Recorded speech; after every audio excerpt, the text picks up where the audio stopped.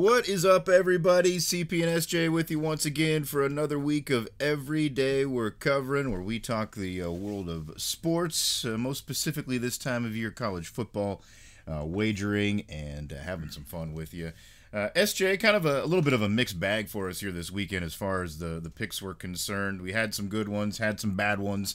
Overall, not a total, dumpster fire, but maybe not our best outing. But I think we're trending maybe the right direction. And of course, these games are starting to help us figure out a little bit more as we move along the way. Yeah, it's always nice to get the confidence ones. That's kind of what we're zeroing on the ones that we're, more sure that are going to happen. When those happen, that makes you feel a little bit better than, throwing a dart and hoping it sticks. So never too worried about those all that much. But yeah, a bounce back for sure. Like we got a little better. Would like to do better again this week, but moved in the right direction. That's for sure. Yeah, you definitely helped us out. I think a little bit more here this weekend. It was kind of the opposite last week, and you're holding up your end of the bargain here this week because I missed on a couple that I was, feeling pretty good about coming in. So unfortunately, we'll talk about that and recap. But going through the games, and it seems like these weekends so far have kind of had like a theme to them. It seems like to me. We had that week where it was kind of. Don't rest on your laurels weekend where, everybody that we thought was really good kind of maybe had a struggle game that week, when Georgia struggled with Kentucky and all that good stuff. That seemed to be the theme of that weekend. I think this past weekend it's more so about it ain't over till the fat lady sings. We saw that multiple times, and especially with some of the games that we picked where, a game seemed like it maybe was in hand and your bet was maybe in hand, and then things changed drastically in the second half. Certainly the marquee game of the weekend was all about that, but I think there were quite a few of them that were kind of like that, and it just goes to show you, you got to watch the whole thing sometimes. Yeah, I mean, you talk about it's not over till it's over, even with just some of the team seasons and the way they thought maybe they were going like a Duke North Carolina matchup, or the Florida team, Mississippi State, teams like that, where at least I still think in the long run it's not going to end well for those.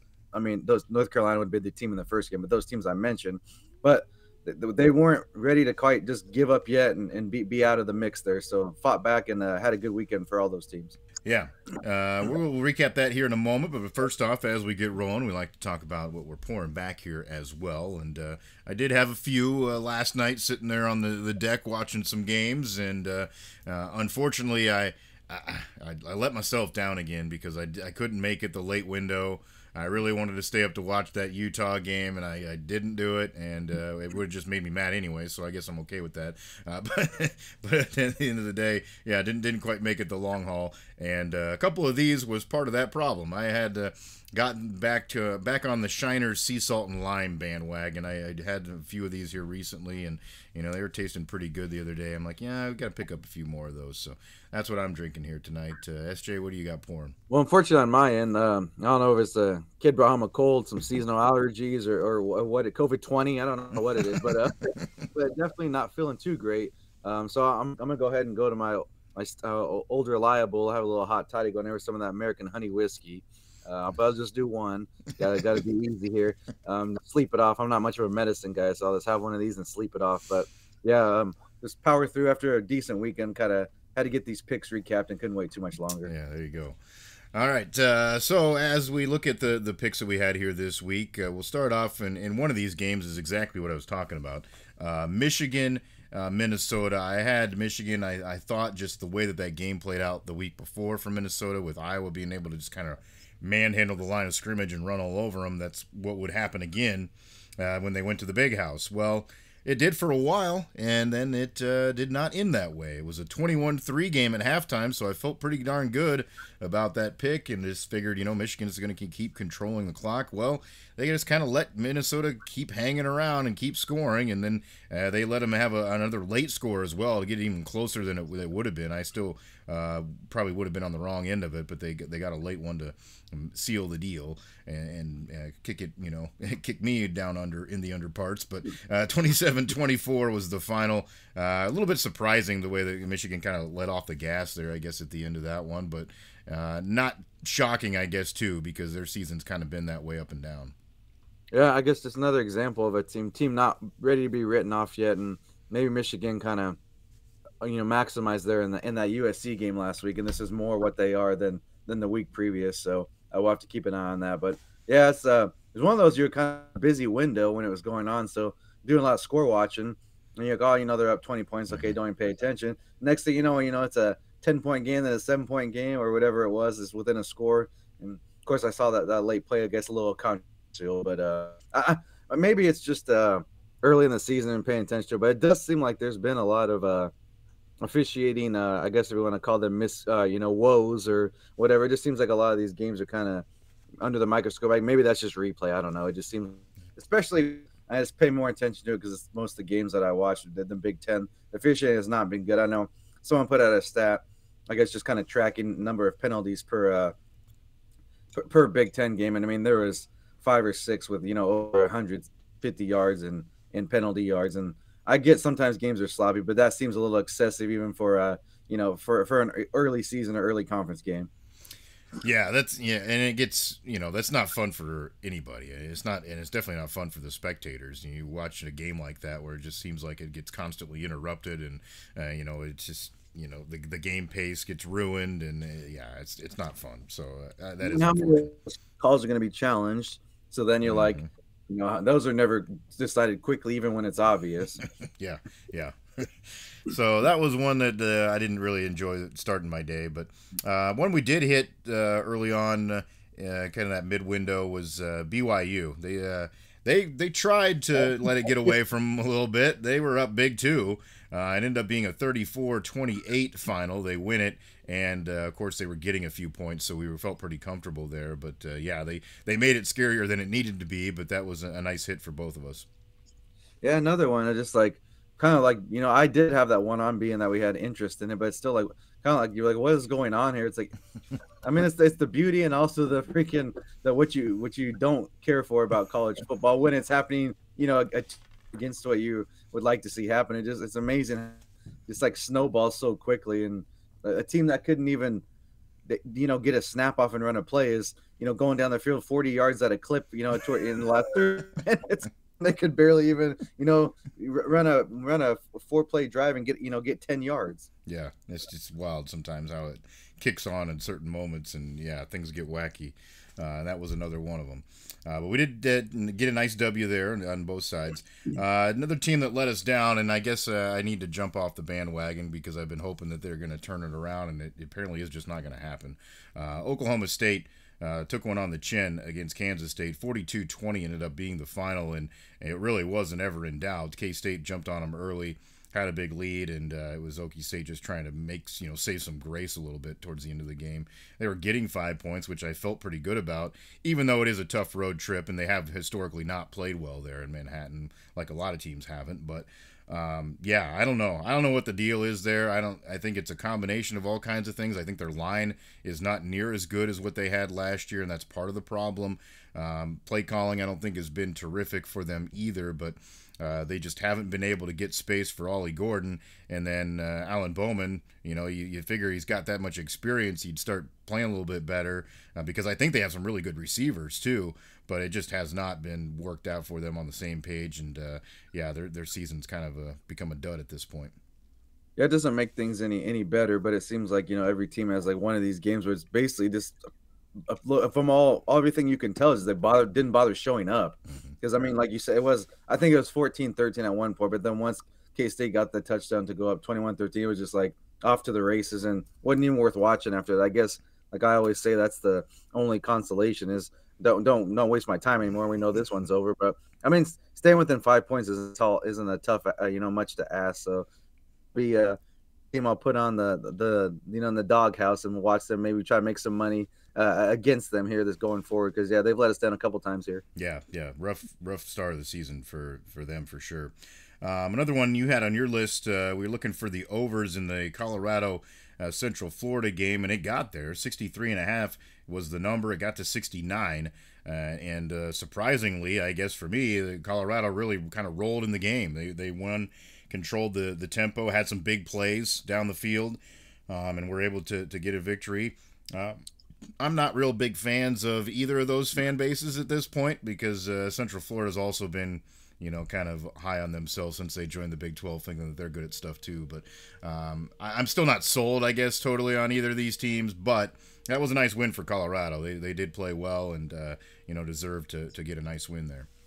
Yeah, I didn't definitely want to pick your one because I'm kind of same with you. I didn't want to feel like I'm rooting for one of them to win or lose. That's I kind of went with that total, and the way they got to the total was pretty hilarious. It was like a 90-some yards fumble recovery for a touchdown because it was like 41-21. I think late in the third or really early in the fourth, just punt, and I'm like, shit, they're not gonna make it. Like they hit these overs, but of course, they got it with that play. That was good to see. But yeah, I'm with you. I mean, you look at their wins.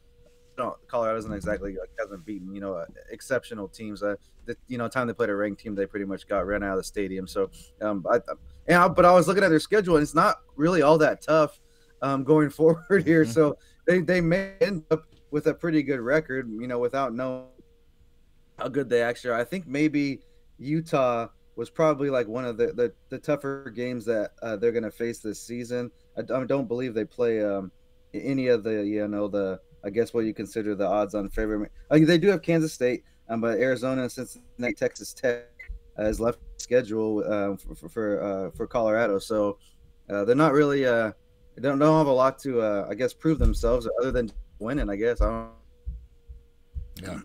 Yeah, it's interesting. It sets up, I guess in a positive fashion for them. So yeah, who knows by the end of the season where they'll be at, and who know that maybe helps, I guess, the overall scenario there, because of course the kind of with that kind of microscope, you would think at some point the heat gets on old Mr. Prime a little bit further. And of course, I think they know that they damn well need to have a decent season this year because they're going to lose the star power after this season more than likely. So it's going to be an interesting finish to the season for them. And of course, Travis Hunter's Heisman hopes too. I think that's part of it, if they do play a little bit better. Another game that we had here on the schedule, we had the Duke contest there. You didn't quite get home on that one. Duke ended up rallying and won, but they only won by a point instead of the 3 that you needed. You told me James Madison can put up a freaking interstate sign and you can't barely get in the end zone 3 times. That was a little disappointing, especially coming off. I know it was just 1 week, but still, I would have thought they would have had a touchdown 10-point win, maybe even a couple touchdowns. But I mean, I guess it was a good game, and how annoying it was that we didn't quite get the cover, but it was entertaining there at least. Yeah, they had to do some work there because they were down early in the game, and they ended up rallying back to get the victory. But at least a nice win for them, and what's obviously a kind of a rivalry situation there with the proximity of those schools. Another one that absolutely kind of befuddled me, and this was the one that I felt the best about going into the weekend, and I apparently was very wrong. I don't know, I guess I was not sold on the way that Arizona had played so far this season. And, Utah had looked pretty good. They'd played tough games. Obviously, it was kind of a big road, maybe more so emotional type win that they had to, gut out against Oklahoma State the week before. But still, they're coming back home, playing a night game. It's a place that's, always traditionally really, really hard to play at. And Arizona goes in there and controls the game. Ended up, I think 23-10 was the final. And they just, from the outset, I guess they had control of it. Like I said, I wasn't able to stay up to watch it, but yeah, I don't know. That's a tough one to, I guess, explain away. I know Rising didn't play, but they've been playing fine without him, so I didn't see this one coming. Yeah, I mean, I guess maybe this is more just, I know it's different coaches and different league and stuff, but still familiar opponents somewhat, just over the recent years. So maybe chalk it up to that, don't know, because definitely not, bring their A game. And I guess that's kind of always the what do you call it, the variable that we're dealing with here is we're considered when we make these plays, not the best case scenario, but we're at least considering that you're going to at least show up and look somewhat of a, replica of yourself, what we usually see on Saturdays. And a lot of the games we missed, that wasn't the case. Yeah, it was odd. I really felt good about that one, just the way it's set up. But yeah, I mean, I guess on the positive side of things, the team that I root for, that probably helps out a little bit. Nice that no Utah got knocked off this early in the season. But I did have to get a chuckle too, though. I thought it was pretty funny the social media team, for Arizona, had put out a thing right after the game. It said, first Big 12 conference, win, whatever, like, hello Big 12 kind of thing. And I'm thinking to myself, this is a friggin' Pac-12 game. You haven't even played a different team yet. What are you talking about? Nothing to be too excited about yet. You haven't played anybody different. Yeah, it's kind of funny the way those matchups work out with the teams coming over at the same time. But yeah, big win for Arizona, certainly, and a tough one to take for Utah. That will hurt them moving forward. I'm sure they had aspirations of trying to win the league, which they still possibly could do, but that's a big blow with that one. Another game, of course, that we had an eye on, and it was the big one of the day, was Alabama taking on Georgia. And boy, talk about you don't walk away. And I did for a while. I'm not going to admit it. I had it on as my second screen as I was watching the Iowa State game on the other one, and I'm watching Alabama Georgia, and it gets to 30-7 at halftime, and you're thinking, this is just brutal. Like, Georgia couldn't do anything right. It seemed like they were going to have no chance in this game. And all of a sudden, the late rally, it ends up being still a pretty wide margin heading into the fourth quarter, but 19 unanswered from Georgia. They momentarily take a lead. It didn't take long for Alabama to answer back and then end up securing the win. But wow, what a wild one between two powerhouse teams. Yeah, unless either one of those squads was like your team that you follow regularly, there's no way you were going to turn away from that, because you think that lead, like even the 28-0, and it came so quickly, you're like, this one's over. And as it was going, I went straight, just to win straight up, and I thought for if I was like, should I bump this line and give them a few 4 or 5, which they would have ended up covering, winning by 7. But man, I'd have been freaking sweating bullets there that could win. Georgia went ahead, because they honestly love the momentum. Alabama obviously has those playmakers, and the freaking their best players, if you will, on offense at least, just said, okay, go run down, go down there, I'll find you, basically, and chucked it up. And I mean, it was a hell of a catch, and then to freaking juke the defenders the way it was kind of an amazing play there. Yeah, it was a really wild finish. And a heck of an individual effort by that young man. I guess they said, he's only a 17-year-old that caught that in that moment and goes and scores. That's a pretty cool moment for him in such a hyped up atmosphere. But, good for college football at the end of the day. I mean, yeah, if it would have just stayed the way it was, and then it would have been nothing to talk about. Just like, oh, Alabama's great. Georgia obviously isn't as good anymore, but they came back, made it an interesting game, and made it something that's good to talk about moving forward. And obviously you kind of are hoping to maybe end up seeing that type of matchup again down the road, and we very well may see that happen. But pretty good battles those teams have had, and that was another wild one that's going to be talked about by those fan bases, I'm sure, for an awfully long time. Pretty fun game back and forth. So yeah, did get the win both on the money line and on the points there if you were going that way with it. So it was a good one there for Alabama. But certainly, yeah, if you were following it, it made you sweat towards the end of it. Another game that we had an eye on as well was the Oregon contest. They were kind of rolling there for a while, and then it just, like, I don't know, it's one of those games where it petered out. They had opportunities, I think, to put some more points on the board late in the game, and just didn't really keep up the same type of pace you expect from them. So they ended up winning by 21. We were looking for 24, so unfortunately fell a little bit short there. But yeah, that was just one of those kind of victim of circumstance where they decided to lay off the gas a little bit.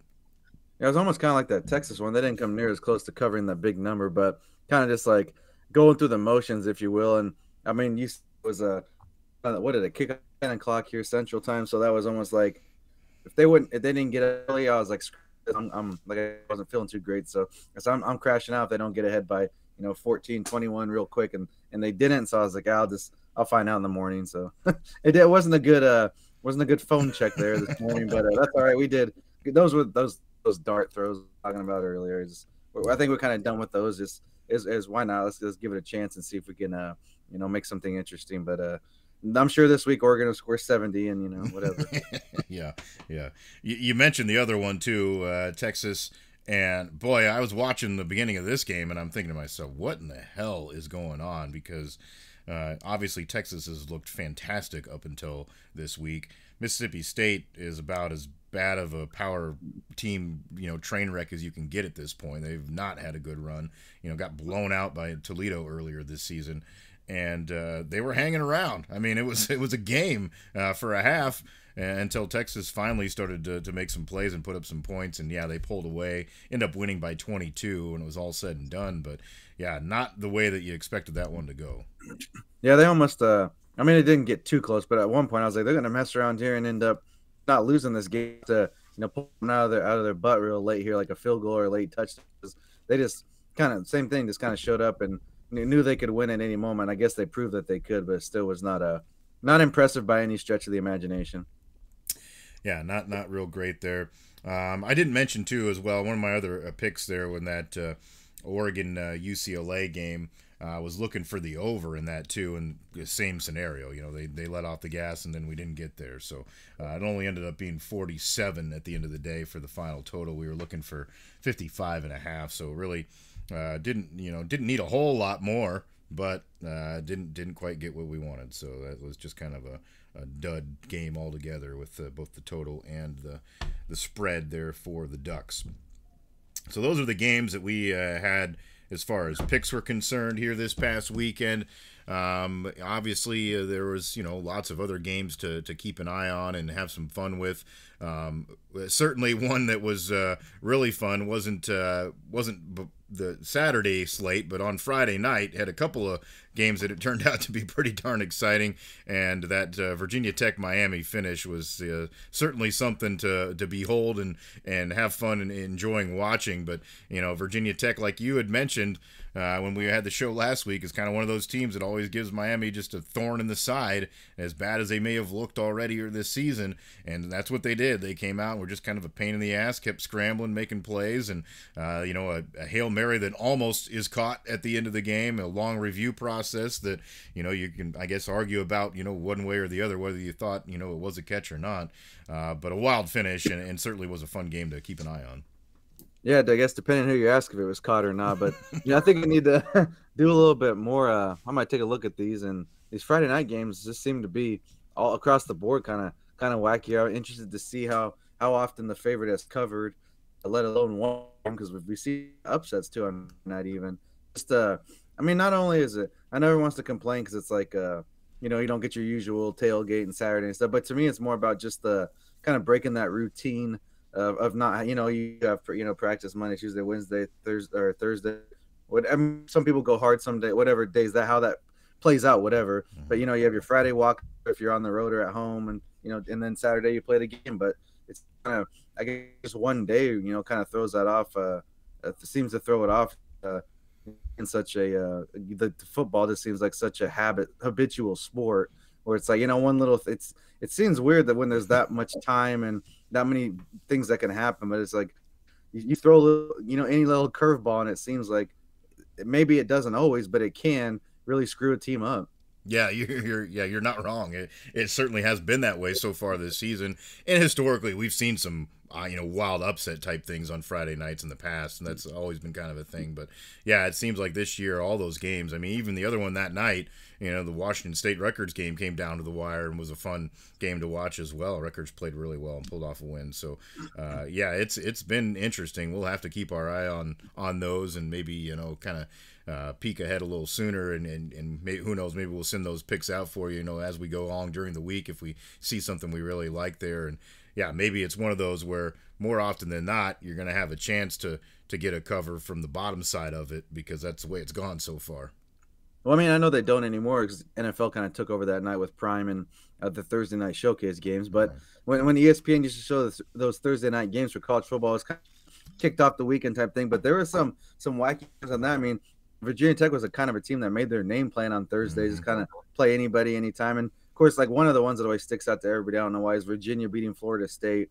when Florida State had like Warwick Dunn and those type of players. I don't know why. Just that's one you always remember. I think because they had a hell of a field storming deal afterwards or something. I don't remember why, but there was always like those. Seemed like at least not weekly, but every few weeks there is kind of a maybe they didn't win, but they pushed the team to the brink of an upset or even in beating them. Yeah. Yeah, those games have been fun to pay attention to in the past, like you said. And yeah, it seems like now we've got the Friday night window where we get that type of stuff. And of course, we're not that far from getting into some action now here coming up here soon.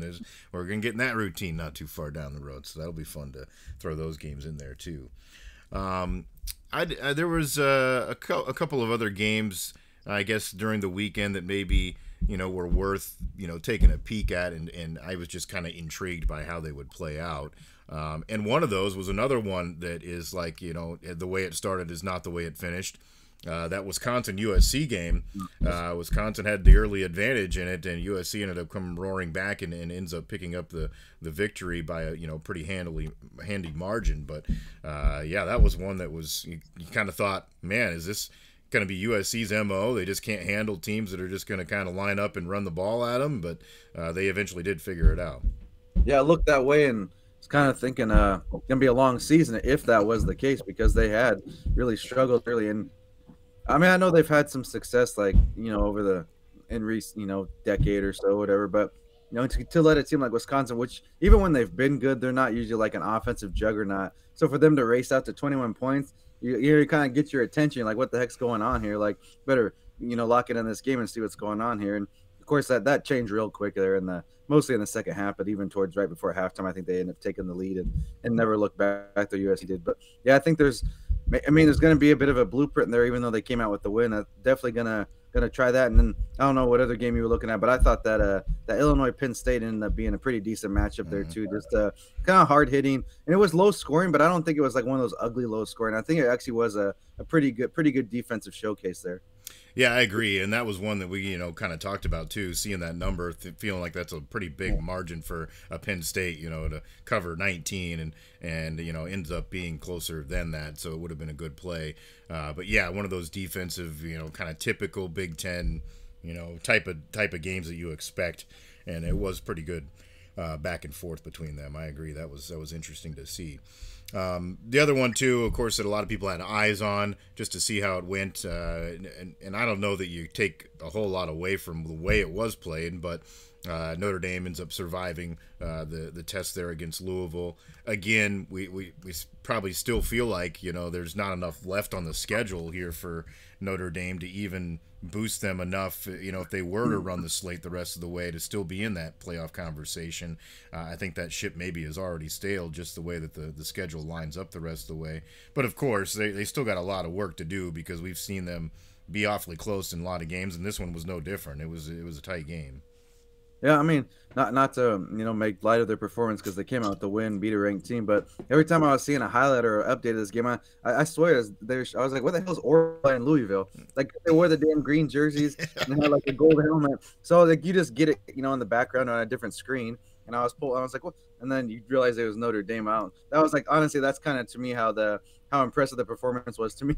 The most thing I remember about it was, and they beat a ranked team, so congrats to them. But to me, like, the most that came away from it was the damn the uniform was all I kind of remember from that. So yeah, they're gonna need probably a bigger win to kind of overcome that Northern Illinois loss. That's gonna probably be a blemish for a while. Yeah, just a couple of other games to mention real quick, as far as the ones that maybe folks had an eye on here and there. Oklahoma, makes late play to get the win over Auburn. Again, most of those teams maybe not the greatest this season, but 27-21 was the final in that one. A&M Arkansas was one that I was kind of interested to see how it would go. A&M ends up pulling it out late. 21-17 ends up being the final there. Was impressed with Boise State. They ran wild over Washington State. 45-24 ended up being the final in that game. So that was a few others I thought were kind of intriguing to keep an eye on. Of course, both of our teams that we follow played this past weekend as well. I know it was a pretty slow start in that game. I didn't get to watch some of it because I was in a meeting early on in the day, SJ. But I guess, how do you feel about Nebraska and the win there over Purdue? Yeah, it's like a little bit, probably like not maybe like a C type game, but it's nice, I guess, to play, maybe even a C minus. But either way, it's nice to play like that and win by 18. So I guess that I'll look at the positive. I know it's hard to do that, but it was a little bit maddening. But there was like I said, I hate blaming the rest, but there was one pretty obvious call that did take an early touchdown off the board, and the biggest issue that I would see for just like in that game was just the field goal kicking miss. I mean, badly missed 3 field goals, and that's 9 points right there. You get the touchdown.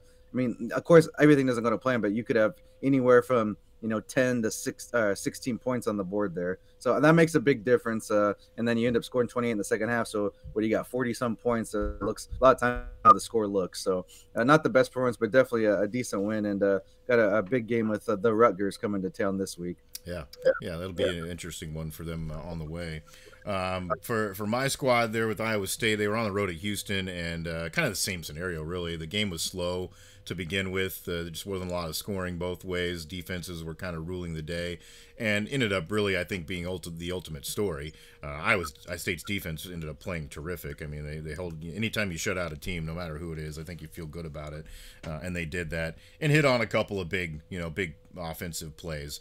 I thought that part of it was just sometimes your quarterback's not quite on 100%, and he just wasn't. Rocco Beck had a rough day. He missed some throws, I thought, early in the game, and he hit some later on when he needed to, and they ultimately get the job done. So I felt good about it. And anytime you're 4-0 to start a season, not gonna complain one bit about how you got there. And you talk about quarterback play, like that was kind of one of the things that stood out to me when you mentioned a team like Oklahoma. It's just amazing how much of course, everybody knows football quarterback, but still, like, you think of the athletes, the type of athletes that and how they recruit what they have, and just they don't look all that great, and it's because they don't really have a quarter. I mean, the freshmen look good at times, but not a complete game here. So that's just kind of. I mean, I guess that's not any breaking news or anything wacky, but it's just that quarterback. I think even more so in the college game, how it's played or how your team is built and how you're programmed in the recruiting these days. I think it's going to be even that much more how important quarterback is. Yeah, very true. And we've seen that for a lot of teams, and we've even seen some other, people making comments about that and how they're going to go get the best quarterback for their team down the road too. Somebody that doesn't wear sleeves, maybe. Yeah, exactly. Interesting stuff. Do want to give a little shout out to Mr. Matt Campbell. Becomes the winningest coach in Iowa State football history, which I know the history isn't top notch, but hey, anytime you're hitting milestones and doing things right, you got to feel good about it. And it was pretty cool to see him hit that mark, and got some love from some of the old guys as well, and sending them video messages and stuff. And Coach McCarney is who he passed, and he gave him a nice message. So cool when your team has those kind of things to look forward to, and you see it happen. Well, I'm not saying it won't happen again, but I'm sure for you it's kind of nice too, with not as many at least that were in the past sniffing around, maybe coming, giving him a fat, pay raise and trying to lure him away. So, I mean, obviously that could happen. You go on a run here, but still, it's kind of probably nice to have a little bit less outside attention for. You want someone to, kind of stick with your program for a few years. Yeah, and obviously that's why he's been able to do this, because he has stuck around, and I think that, it sure seems like, he's had opportunities, so he as a place that he wants to be. So, I hope that is the case moving forward. And it sure seems like it's a little bit calmer these days, and on that front for sure. Who knows? I think that whole scenario probably isn't going to change much down the road either with teams. But the interesting thing that is going to come up, because, it always was the case in the past where it got to the end of the year and the hot name guy, maybe his team was headed to some bowl game, but it wasn't necessarily like going to be a, big time New Year's Six game or whatever. And he decides to take a job and leave before that situation. Well, now a lot of those teams are probably going to end up having a chance to be in this playoff. And then if they are, then damn well they're probably not going to leave before that's done. I mean, you'd be an idiot to do that. And what team would want a coach that's doing something like that, when your team's got the biggest moment of their, program history perhaps for some of these teams, and then you're just going to walk away? That's not going to happen. So that carousel is going to be interesting to see how that goes. Yeah, because even if it's a 6, 7, 8 seed, even who knows what happens? You make a run, win a couple games, like everybody's got the. It's not. I know you got to do the home sites and that type of thing, but still, like it's not the luck of the draw or the how much kind of pull you have with the voters that it used to be anymore. So it's just decide on the field. So yeah, that's definitely going to push that window back, and then I guess looking ahead after that is how that affects the recruiting for the next season. Mm-hmm. Yeah, it's going to be a little bit wild, and of course we'll see if things do change because they have talked about eliminating that other window too. Once we get past the spring into the summer, so that it could be a lot of things that are affected just by kind of timelines shifting down the road. Now, just looking ahead here real quick as well, we always kind of like to touch on what's coming up here this next week for games. Unfortunately, I don't think we're getting quite the marquee matchups that we had here a week ago. Certainly, there will be some fun stuff to still watch, and I'm sure we'll be surprised by some games. But as far as the big draws for the average fan, we don't have a lot of those on the schedule this week, SJ. Yeah, not too much. It looks like maybe there might be get a little wacky on a Friday night with the Michigan State of Oregon. I know Michigan played and kind of hung tough for a little bit of Ohio State. We knew they were outmanned, but that could be one. Honestly, really interested to watch UNLV now. Yeah. That's kind of the stuff that they do play on Friday night as well against Syracuse, who's had a decent season as well. So that could get a little wacky. It looks like I might be out on the West Coast there with the 8 o'clock kickoff here. But yeah, I guess in a way, I guess pulling for them a little bit. Just because that's a hell of a distraction, and I'm not. I guess we kind of know where we stand. I'm not blaming the kid for anything when it comes to the money type stuff because obviously I don't know the details, and if some of the rumors they were saying were true about him not being paid what he was owed, then I would definitely be, that's on the school or whoever's fronting that money. So, but I would like to see them continue to do well because they had a great start to the season, and they've honestly been pretty solid here the last few years. Yeah, they have. Yeah, and especially for a program that was absolute turd there for a while. They were not good, so they've turned it around. Barry Odom's done a great job there at UNLV. Yeah, they are going to be a fun team to watch. I will have my eye on that one on Friday night. There are a couple of ranked matchups, not a bunch of them, but I did notice you've got the A&M contest there against Missouri. That'll be interesting as far as the SEC front is concerned, and I don't know that it ultimately proves anything if either one of them wins that game, but if they are able to do it in kind of like a impressive type fashion, I could see that one being kind of intriguing to pay attention to. And then also I'm interested to see as well how Ole Miss bounces back. After getting knocked off here this last weekend, and now they've got to go on the road to take on South Carolina, who has already proven that they can knock some, teams around a little bit and surprise them. That one's going to be interesting because if Ole Miss wants to have any kind of say of what's going on there in the league, they're going to have to win that game. Yeah, you talk about bouncing back. I don't think it's. I mean, it's not a tough matchup on paper, but Georgia's got Auburn this week, I believe. So that had to be a hell of an emotional letdown. So I'm just kind of interested to see that. And that looks like we got a rematch national title game last year with Michigan and Washington facing off here on a Saturday night game there on NBC. I thought maybe it was on the Peacock, but no luck there. It's just on regular NBC. Okay, yeah, that will be fun to keep an eye on there and pay attention to. Plenty of others, I'm sure, within the conferences that'll be intriguing and surprise us, like I said. I will be interested to see how Ohio State handles Iowa. I mean, obviously Iowa's the type of team that can be a little pesky if they play their defense, the way that they always do. And the offense has been a little bit better for them here so far this season, but now the real test, you got to go take on what a lot of people think is a juggernaut team here in Ohio State. So I'll have an eyeball on that one as well. But that's what I see as few of the games to keep a track of here this upcoming weekend. Obviously, as we dive into what we're going to pick, we'll get into a few more, I'm sure, here as we get to the end of the week. But we'll look forward to it. It's always fun, no matter what it is. I mean, it don't matter if there's numbers in front of the team's names. We still love college football. I was going to say the way it usually goes, it'll be probably the games we didn't mention that end up being the most competitive or the craziest finishes. But that's fine. We'll be watching either way. So we'll have zero some plays and get something for you here later in the week. Yeah. SJ2, I know you had a few picks here over the weekend in the fight game. Maybe it wasn't the most marquee type cards, but you did pretty well for yourself.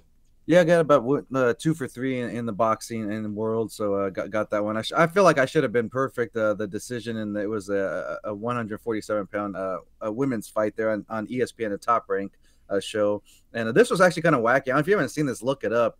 But there was a American fighting against a British fighter, and I guess the British fighter, Sandy Ryan's her name, when she was leaving the hotel, this to me, they say it was random, but to me this seems very odd to be random. But I guess someone drove by and threw like or drove by, got out, whatever happened, I don't know, but they threw like a can of red paint on her, like when she was leaving the hotel to go to the arena. So she had to like go and like, yeah, this is wacky, bro. Like she had to go and like whatever, like clean off and then go to the fight. And then she ended up losing a close decision, which I think she won it. I mean, I don't know, one of those either way. It's hard. It's hard in that sport. I've talked about it before. Just there's no clear cut scoring system, but either way, so but I was just like, does it seem like does have a movie WWE like some, this is so weird, like sounds so crazy, like as many like wacky things have happened like in boxing or the fight world in general. I seriously don't think I've ever heard of something like this. And like to me, like I don't think, like, not to downplay, like, you know, that obviously they were an ESPN main event right after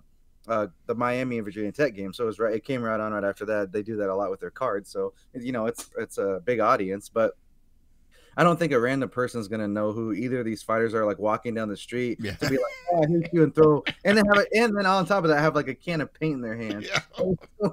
But so I think there might be some type of rematch or something, obviously coming with that. And so, you know, we did okay on that. I felt like I should have been on, you know, got them both, but only got all three, but I only got 2 or 3. And then UFC went 3 or 4 on Saturday. I was actually in Paris. I like when they're in Europe. I think I mentioned it before, like in Saudi Arabia, because it's on like at noon or 1 or 2. So, you know, it was a little trickier this day because of football going on. So it was more just locked in on the fights I made plays on. But I like those earlier. So I don't mind it, but sometimes staying up that late is a struggle. So it's nice to have them on a little bit, especially when, you know, get an unexpected, you know, illness here. It's nice that they're early in the day. yeah, that's true. That is a wild story. I know. It smells. Yeah, I mean, look it up, bro. I wish I looked it up. Like I can't think of, you know, that good. Not much of a, you know, I'm a writer, but not a, you know, I'm not much of a fiction, if you will. I'm more of a nonfiction. Somebody had some interest somewhere. I don't know what the hell. Yeah, I mean, obviously they made it play. Yeah, so. yeah. Yeah, interesting. So coming at you later this week, we'll have lots more, of course, with bringing you picks. I know you also have got some more interesting maybe fights coming up this weekend too, so we'll have some of that on the way for you also. Make sure you're locked in on social media at Cherokee CP, at SJM Bets. Those are the handles that you can find us on Twitter, and we'll put those plays out for you. Usually get those graphics out for you as well to show you what we're picking each week and kind of where our confidence level lies. And then if there is something separate going on, SJ, you know, we'll put that up there on his account as well. So make sure you're following there. And of course, we'd love it if you would share this podcast with other folks that you think might be interested in what we're chatting about. Available on all the major platforms, including our hosts there at Spotify. And then, of course, subscribe, get those notifications to the YouTube channel. And that's where we'll give you the picks, and we officially drop them every week as well. We've been doing that, dropping them late Thursday night or early Friday morning, so they get you right on the time frame, so you're thinking about it, you know, making those plays heading into the weekend. So we hope that works out for you as well. And then we try to get this out for you either late Sunday night or on Monday morning there to recap the picks from the weekend. So hope you enjoy it. I hope you have a good week coming up. We'll have some fun making some more plays. That's SJ Munoz. I'm Chris Parks. Thanks for joining us for another week of Every Day We're Covering. We'll see you next time for some more covers.